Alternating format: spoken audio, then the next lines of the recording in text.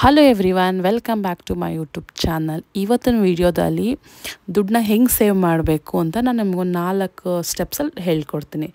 ಈಗ for example ನೀವೊಂದು 30,000 salary ತೊಗೊಳ್ತೀನಿ ಅಂದರೆ ಅದರಲ್ಲಿ 50% ಅಂದರೆ 15,000 ನಿಮ್ಮ ನೀಡ್ಸ್ಗೆ ಇಟ್ಕೊಳ್ಳಿ.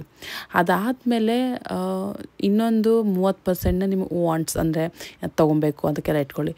ಇನ್ನು 20% ಏನಿರುತ್ತೆ ಅಂದರೆ ಸೇವಿಂಗಲ್ಲಿ ಇಟ್ಕೊಳ್ಳಿ. ಸೇವಿಂಗಲ್ಲಿ ಸುಮ್ಮನೆ ಬ್ಯಾಂಕಲ್ಲಿ ಇಟ್ಕೊಂಡ್ರೆ ಸೇವಿಂಗ್ ಆಗಲ್ಲ. ನೀವು ಫಿನಾನ್ಷಿಯಲಿ ಡೆವಲಪ್ ಆಗಬೇಕು, ಗ್ರೋತ್ ಆಗಬೇಕಂದ್ರೆ ಅದು ವೈಸಾಗಿ ಇನ್ವೆಸ್ಟ್ ಮಾಡಬೇಕು. ಫಾರ್ ಎಕ್ಸಾಂಪಲ್ ನಾನು ಯೂಶ್ವಲಿ ಗೋಲ್ಡಲ್ಲಿ ಇನ್ವೆಸ್ಟ್ ಮಾಡ್ತೀನಿ, ಇಲ್ಲ ಅಂದರೆ SIPಲ್ಲಿ ಇನ್ವೆಸ್ಟ್ ಮಾಡ್ತೀನಿ. ಅದೇ ಥರ ನೀವು ಅಷ್ಟೇ ನಿಮ್ದೊಂದು ಪ್ಲ್ಯಾನ್ ಮಾಡ್ಕೊಬೇಕು.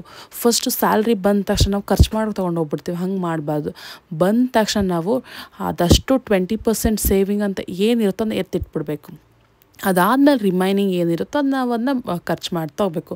ಬಜೆಟ್ ಪ್ಲ್ಯಾನಿಂಗ್ ಮಾಡಿಲ್ಲ ಅಂದರೆ ನಾವು ಯಾವುದೇ ಥರ ದುಡ್ಡು ಸೇವ್ ಮಾಡೋಕ್ಕಲ್ಲ.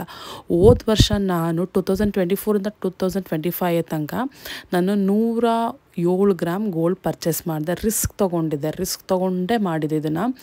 ಅದಾದಮೇಲೆ ನಾನೇನು ಮಾಡಿದೆ, ಈಗ ಆಲ್ಮೋಸ್ಟ್ ಇವತ್ತಿನ ರೇಟ್ ಅಂದರೆ ಒಂದು ವರ್ಷಕ್ಕೆ ಡಬಲ್ ಆಗೋಗಿದೆ. So almost 13,91,000. ಸೊ ನಿಮ್ಮ ಮನಿ ಫ್ಲೋ ಆಗಿಲ್ಲ ಅಂದರೆ ಸುಮ್ಮನೆ ಅಕೌಂಟಲ್ಲಿ ಅಥವಾ ಮನೇಲಿಟ್ಟರೆ ನಿಮಗೆ ಅದು ವರ್ತ್ ಆಗೋದೇ ಇಲ್ಲ. ಮನಿ ಫ್ಲೋ ಆಗಬೇಕು. ಸೊ ನೀವು ಲಾಸ್ಟ್ದು ಚಾರ್ಟ್ ನೋಡಿದ್ರೆ ಗೊತ್ತಾಗುತ್ತೆ. ಈ ವರ್ಷ ಅಂತೂ ತುಂಬ ಕಿತ್ಕೊಂಡು ಹೋಗ್ತಾ ಇದೆ ರೇಟು. ನೋಡಿ, ಈ ಥರ ಸ್ಮಾಲ್ ಗೋಲ್ಡ್ ಬಿಸ್ಕೆಟ್ಸ್ ತೊಗೊಬೋದು. ಮತ್ತು ನಾನು ಹೋದ ವರ್ಷ ತುಂಬ ಪರ್ಚೇಸ್ ಮಾಡಿದೆ. ಈ ವರ್ಷ ಅಟ್ಲೀಸ್ಟ್ ಏನಾದರೂ ಒಂದು ಪರ್ಚೇಸ್ ಮಾಡಬೇಕು ಒಂದು ಮೈಂಡ್ ಸೆಟ್ ಇಟ್ಟಿರಬೇಕು. ಸೊ ನೀವು ಎವ್ರಿ ಡೇ ಅನ್ಕೋಬೇಕು ಏನಾದ್ರು ತೊಗೊಬೇಕಾ, ಆವಾಗ ಮ್ಯಾನಿಫೆಸ್ಟ್ ಆಗುತ್ತೆ, ತೊಗೊಳ್ತೀರ. ಸೊ ಈ ಸಲ ತೊಗೊಂಡಿದ್ದೀನಿ. ಇನ್ನೊಂದು ಸ್ವಲ್ಪ ಬ್ಯಾಲೆನ್ಸ್ ಅಮೌಂಟ್ ಇದೆ ಕೊಡೋಕ್ಕೆ. ಲಾಸ್ಟ್ ಟೈಮ್ದೆಲ್ಲ ಗೋಲ್ಡ್ದು ಲೋನು ಮುಗೀತು, ಎಲ್ಲ ಆಯಿತು. ಸೊ ನನಗೆ ಗೊತ್ತೇ ಇಲ್ಲ. ಸ್ವಲ್ಪ ರಿಸ್ಕ್ ತೊಗೊಂಡಿಲ್ಲ ಅಂದಿದ್ದರೆ ಈ ಥರ ಅರ್ನಿಂಗ್ ಮಾಡೋಕ್ಕಾಗ್ತಾನೆ ಇಲ್ಲ.